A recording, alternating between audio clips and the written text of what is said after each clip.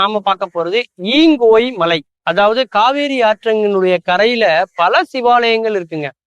அதுல தெரிந்த சிவாலயம், ஆனால் தெரியாத பல செய்திகள் உள்ள ஒரு இடம் தான் ஈங்கோய் மலை.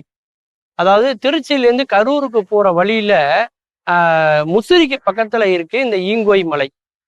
மலை உண்மையிலே பாத்தீங்கன்னா ஒரு 500 படிகள் இருக்கும். ரொம்ப பழமையான ஒரு சிவாலயம். இதுக்கு ஏன் ஈங்கோய் மலை அப்படின்னு பேர் வந்ததுன்னா, பிருகு முனிவர் ஈயின் வடிவத்துல சிவபெருமான வழிபட்ட இடம் அப்படிங்கிறதுனால இதுக்கு ஈங்கோய் மலைன்னு பேர். இந்த மலையினுடைய அடிவாரத்துலதான் போகர் வாழ்ந்த ஒரு இடம் இருக்கு. ஒரு கால பூஜை தான் அங்க நடக்கு. ஏன்னா தினமும் படியேறி போய் இறைவனுக்கு எல்லா விதமான அபிஷேகங்களும் பண்ணணும். ரொம்ப ஒரு சக்தி வாய்ந்த ஒரு இடம் அந்த கோயில். இதுல என்ன தெரிஞ்சுக்க வேண்டிய விஷயம் அப்படின்னா, அவர் சிவபெருமானை மட்டுமே வணங்கிட்டு இருந்தார்.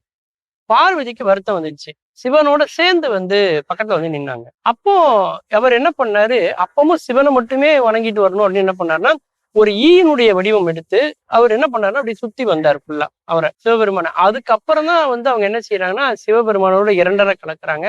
சிவன் இல்லையே சக்தி இல்லை, சக்தி இல்லையே சிவன் இல்லைங்கிற அந்த புராண செய்தி அதுக்கப்புறம் தான் நமக்கு வருது. அதனால அவங்க இந்த மலையில சிவபெருமானை வணங்கினதாகவும், அதன் பிறகுதான் சிவசக்தியாக அவர் மாறினார் அப்படின்னும் கலபுராணத்துல சொல்லப்பட்டிருக்கு. ஏன் இதை சொல்றோம் அப்படின்னா, திருமணம் நடக்கணும், தடையை ஏற்படுது அப்படின்னா இந்த கோயிலுக்கு போனா நடக்குது. அதே நேரத்துல குழந்தை பாக்கியம் இல்லாம இருக்கிறாங்கன்னா படியேறி போய் மேல போய் வேணுனாங்கன்னா நடக்குது. அந்த அளவுக்கு ஒரு சக்தி வாய்ந்த கோயிலாக அது இன்னைக்கு பார்க்க முடியுது.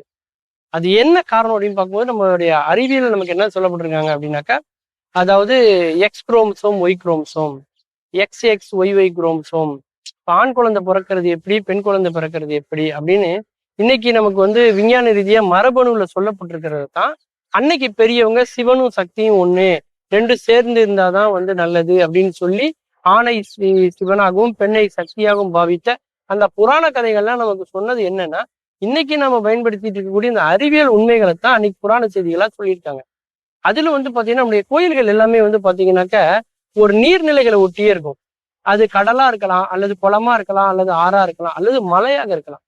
என்ன காரணம்னா, எங்கெல்லாம் நீரினுடைய ஈரப்பதம் எங்கெல்லாம் அதிகமா இருக்கோ அங்க கோயில்கள் அமைச்சாங்க. அப்பனாதான் அந்த நேர்மறையான அந்த அயனிகள், அந்த காஸ்மிக் எனர்ஜி என்ன செய்யும்னா அது ரொம்ப அதிகமா இருக்கும், பல்கி பெருகும். அப்பேற்பட்ட ஆற்றல் அதுக்குதான் உண்டு.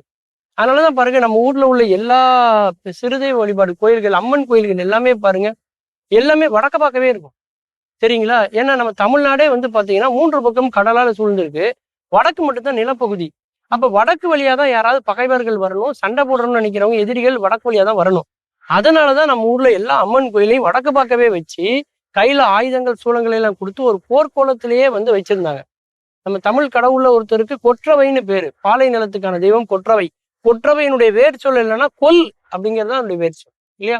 அந்த மாதிரி மலை மேல இருக்கக்கூடிய கோயில்களுக்கு ஒரு பெரிய தனி சிறப்பு உண்டு அப்படின்னு சொல்லாங்க. மிகப்பெரிய சக்தி உண்டு.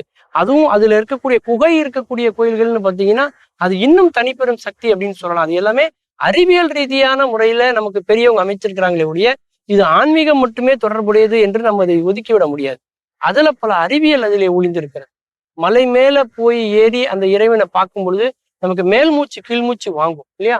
அப்ப பிராணம் சரியாகும், பிராண மூச்சு சரியாகும்.